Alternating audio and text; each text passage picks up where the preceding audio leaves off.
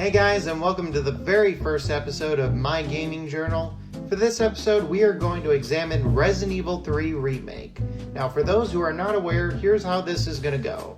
Every game that I play, I write a daily journal of what my overall thoughts are, as well as provide a score at the very end. So without further ado, let's begin.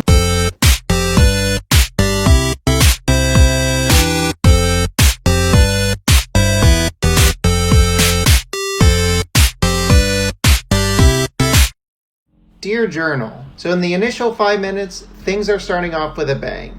Nemesis bulldozes through your apartment and wants to kill you. So far, I'm really liking this. It reminds me a lot about Mr. X from Resident Evil 2 Remake. Unfortunately, after those 5 minutes, things start to drop off pretty quickly. That's not to say the tone they provided couldn't have worked. I have played plenty of mindless action games that are pretty fun. Unfortunately, considering they just provide a blueprint of what worked only a year ago, and now have already gone into a different direction, is pretty disappointing. Plus, the dialogue is very cheesy at times. As far as the gameplay goes, I feel this game is also significantly easier than Resident Evil 2 Remake.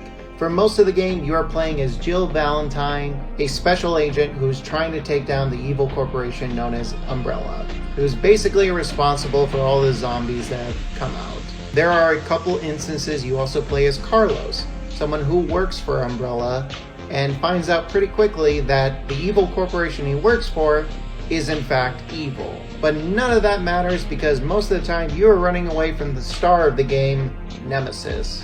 Nemesis by far is the biggest highlight of the game, mostly due to the graphics. Their current engine is spectacular. Now, for those who don't know, Nemesis is a zombified super soldier created by, you guessed it, Umbrella.